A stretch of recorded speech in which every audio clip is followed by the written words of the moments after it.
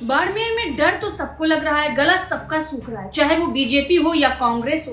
प्रधानमंत्री नरेंद्र मोदी की रैली भी करवा दी गई, जनता को संबोधित भी करवा दिया गया, लेकिन अभी भी बीजेपी में इस बात का डर है कि वो हारने जा रहे हैं। और ये हम नहीं बल्कि उनके ही नेता कह रहे हैं, और वो तो मान भी रहे हैं कि रविंद्र सिंह भाटी जीतने जा रहे हैं, बाड़मेर से वो सांसद बनने जा रहे हैं। उनका तो ये कहना है कि अकेला क्या करेगा रविंद्र भाटी, सरकार तो हमारी बननी है। मतलब वो ये इस बात को मान रहे हैं कि वो यहाँ से जीत कर जाएंगे, वो अकेले सांसद हैं, बाकी सरकार हमारी बन जाएगी।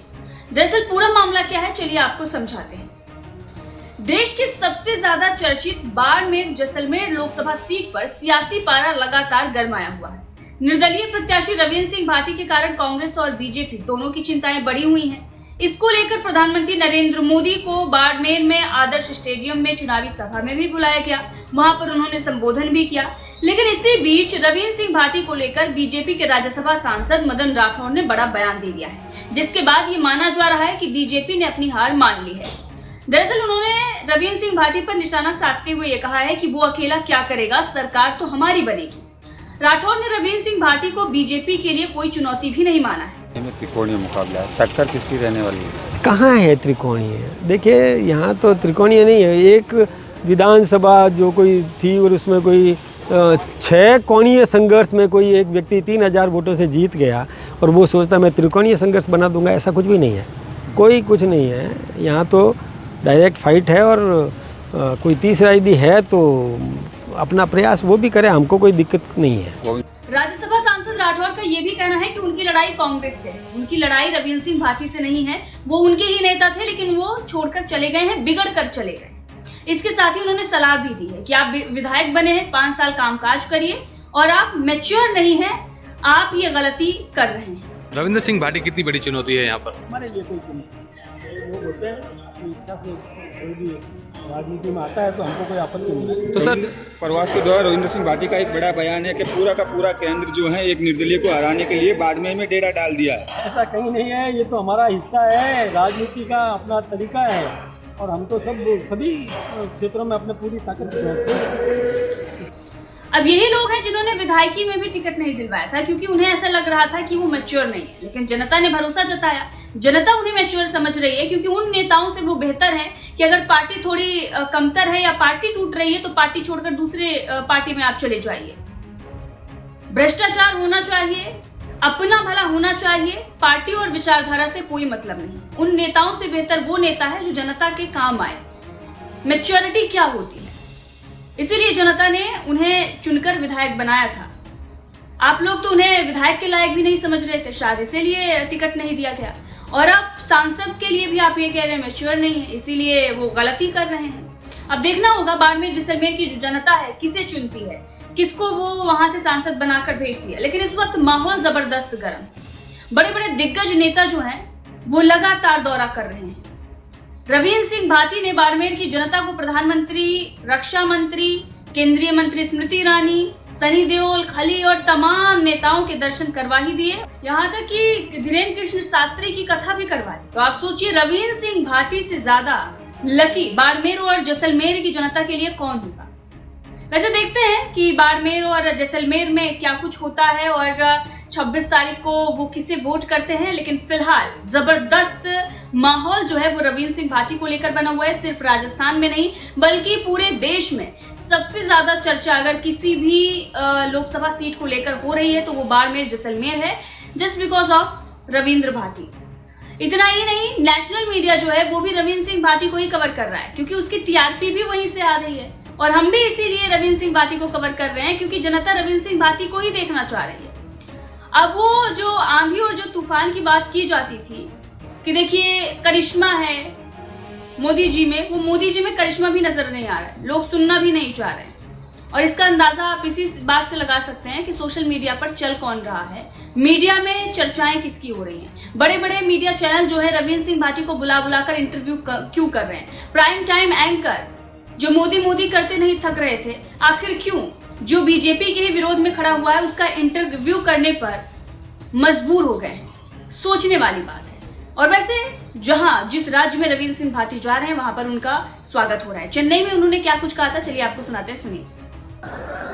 कल परसों जब बात होती बड़ी चेन्नई रे कार्यक्रम रही तो सभा कहो कि साहब चेन्नई रे मीना अमूमन सीजन रो टाइम है भाई सर कितना ही गोई 36 कौम रे लोगों ना फोन करना पड़े मैं हुआ ना कहो हुए टाइम आप तो यहाँ भाइया ना एक बार निमंत्रण दे दिया और लाडली बात यहाँ माता छोड़ दिया मेरा यहाँ भाइया माता पूरा भरोसा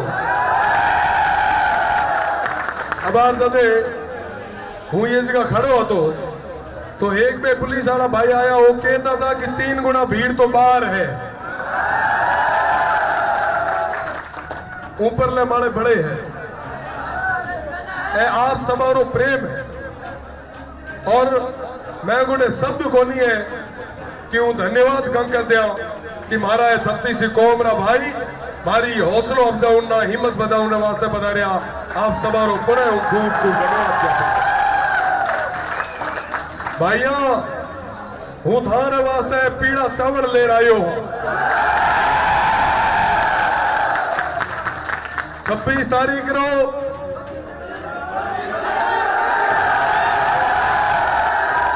बहुत होशियार हो क्या